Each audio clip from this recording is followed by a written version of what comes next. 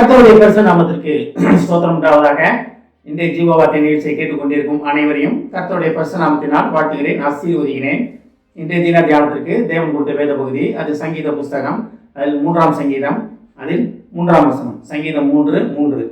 ஆனாலும் கர்த்தாவே, நீர் என் கேடகமும் என் மகிமையும் என் தலையை உயர்த்துகிறவருமாய் இருக்கிறீர். இன்றைய தினம் இதை கேட்டுக்கொண்டிருக்கும் உங்கள் தலைகளை தேவன் உயர்த்தப் போகிறார்.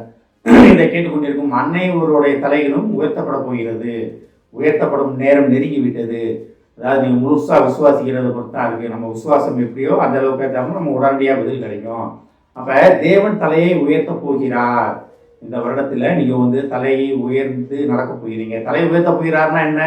எல்லாருக்கும் மேலாக தேவன் உங்களை உயர்த்த போகிறார். அதுதான் தலையை உயர்த்த போகிறதுனால அர்த்தம். அதான் ஒருவேளை வெட்கப்பட்டு கூனி குறுகி இதெல்லாம் நம்மளால் முடியலையே, நமக்கு இந்த காரியங்கள் நடக்கலையே, திருமணம் தடைப்பட்டு நிற்கிதே, தொழில் தடைப்பட்டு நிற்கிதே, வேலைகள் தடைப்பட்டு நிற்கிதே, படிப்பு தடைப்பட்டு நிற்கிதே அப்படின்னு நீங்கள் மன வருந்தி நிற்கிறீங்களா? ஒன்றுக்கும் கவலைப்படாதீங்க. தேவன்கிட்ட கம்ப்ளீட்டாக ஒப்படைச்சிருங்க.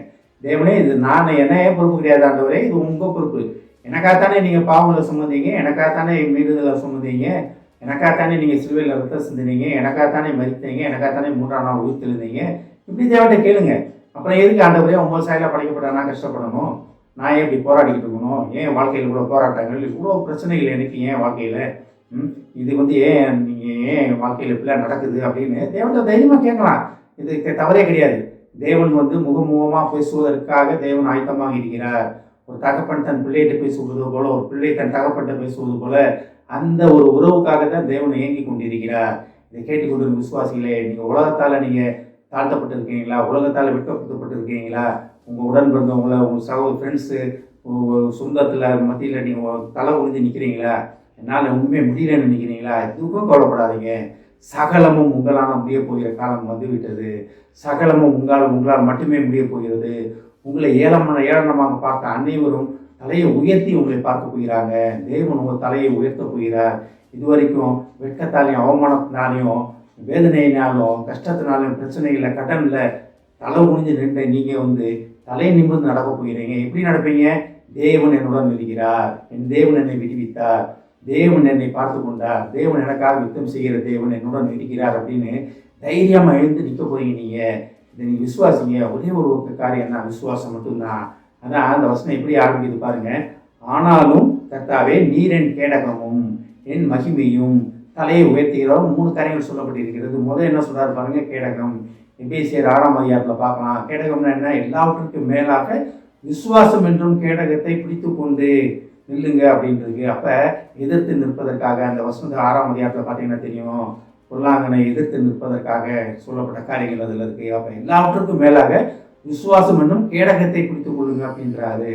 அப்போ தேவன் மேலே கொண்ட விசுவாசம், தேவன் மேலே கொண்ட விசுவாசம் உங்களுக்கு எதிராக ஒரு மக்களியாஸ்திரங்களை, உங்களுக்கு எதிராக சொல்லும் உங்களை தடுத்து நிறுத்தும் கேடகமாக இருக்கிறது. அப்போ நீங்கள் தேவன்கிட்ட முழுசாக வரணும். அப்போ அந்த விசுவாசம், கேடகம்னா விசுவாசம் தான். அப்போ அந்த விசுவாசம் உங்களோட விசுவாசம் குறைவுள்ளதாக இருக்கா? ஓட்டை உள்ள கேடகமாக இருக்கா? இல்லை முழு ஸ்ட்ராங்கான கேடகமாக இருக்கிறதா? நம்மளை எல்லாமே ஆராய்ந்து பார்ப்பதற்காக தேவன் நம்மளை அழைக்கிறார். அப்போ விசுவாசம் என்னும் கேடகம், தேவன் உங்களோட கேடகமாக இருக்காரு. அடுத்து உங்களுடைய மகிமையாக இருக்கிறார். தேவனே உங்களுக்கு மகிமையாக இருக்காருன்னா உலகம் உங்களை என்ன பண்ண முடியும்? ஒன்றுமே செய்ய முடியாது. தேவ மகிமை உங்கள் மேல் உதித்திருக்கிறது. தேவ மகிமை உங்கள் மேல் விளங்கி கொண்டிருக்கிறது. மோசே ஆசாரிப்பு கூடாது உங்களை போயிட்டு வந்தோடனே தேவ மகிமை அவர் மூஞ்சில் பிரகாசித்தது. பழைய ஏற்பாட்டு காலம் எப்படி இருந்துச்சுன்னா, புதிய ஏற்பாட்டு நமக்காக ரத்தம் சிந்தி மறித்த தேவன் ஒருத்தர் நமக்கு உண்டு. அப்போ ஒரு இதை பார்த்தீங்கன்னா, தேவன் நமக்காக மறித்த தேவன். அப்போ அந்த காலத்தோட நம்ம தான் புது சிருஷ்டியின் காலம் தான். புது சிருஷ்டிகளாகி நம்ம தான் தேவனால் உண்மையிலேயே அபிஷேகம் பண்ணப்பட்டவங்க நம்ம. அப்போ தேவ மகிமை நம்ம மேலே உதிக்கணும், தேவ மகிமை நம்ம மேலே பிரகாசிக்கணும். அதான் நடமாடும் நிருபங்களாக இருங்க அப்படின்னு பவுல் சொல்கிறாரு. இதெல்லாம் நடக்கும்போது கர்த்தர் உங்கள் தலையை உயர்த்துகிறவராக இருக்கிறார். இதுதான் கன்ஃபார்ம். இதில் நடக்குமோ நடக்காதான்றதே கிடையாது. நடக்கும் அப்படின்னு மட்டும் விசுவாசிங்க. தேவன் உங்கள் தலையை உயர்த்த போகிறார். நீங்கள் வெட்கப்படுத்தப்பட்ட இடத்துல நீங்கள் கழிவுற போகிறீங்க, எந்திரிச்சு நிற்க போகிறீங்க, சந்தோஷமாக சமாதானமாக எந்திரிச்சு நிற்க போகிறீங்க. அநேகர் கண்களுக்கு ஆச்சரியமாக இருந்து அநேகர் உங்கள்கிட்ட நிற்க போகிறாங்க. இது எப்படி நடந்துச்சு? எங்களால் முடியல, உன்னால் எப்படி நடந்துச்சு அப்படின்னு. அப்போ நீங்கள் தேவனுக்காக நீங்கள் சுவிசேஷம் அறிவிக்க போகிறீங்க. இந்த ஆபத்தில் என் கர்த்தரை தேடினேன், எல்லா பயத்துக்கும் நீங்களாக என்னை விடுவித்தார் அப்படின்னு நீங்கள் சொல்ல போகிறீங்க. இந்த காலம் நெருங்கி விட்டது. கர்த்தர் உங்கள் தலையை உயர்த்தி விட்டார். அதை மட்டும் விசுவாசித்து கர்த்தருக்கு நன்றி சொல்வதாக காணப்படுவோம். ஆமென். ஜெபிப்போம். எங்களை அடிமனிசும் அன்பின் பரலோக பிதாவே, தகப்பனே, நீர் எங்கள் தலையை உயர்த்தியதற்காக நன்றி ஆண்டவரே. நீரே எங்கள் கேடகமும் எங்கள் மகிமையுமாக இருந்து எங்கள் தலையை உயர்த்தி அநேகருக்கு முன்பாக எங்களை நிலைநிறுத்தியதற்காக நன்றி ஆண்டவரே. வெட்கப்பட்ட காலத்திற்கு பதிலாக இரட்டத்தனையாக பதில் தந்து நன்மையான காரியங்களால் எங்களை நிரப்பியதற்காக நன்றி நன்றி நன்றி ஆண்டவரே. ஏஸ்தாப்பனே, இதை கேட்டுக்கொண்டிருக்கும் ஒவ்வொருவரும் தகப்பனை எழும்பி நிற்பதற்காக நன்றி ஆண்டவரே. ஏஸ்தாப்பனே, ஏஸ்தாப்பனே, எந்த இடத்துல அவமானப்படுத்தப்பட்டார்களோ, எந்த இடத்துல வெட்கப்படுத்தப்பட்டார்களோ, அந்த இடத்திலே அவர்கள் உமது வல்லமையால் எழுந்து நிற்க போவதற்காக நன்றி நன்றி நன்றி ஆண்டவரே. இதை கேட்டுக்கொண்டிருக்கும் ஒவ்வொருவரையும் ஆசீர்வதிக்கிறோம் அப்பா. ஒவ்வொரு குடும்பத்தையும் ஆசீர்வதிக்கிறோம் ஆண்டவரே.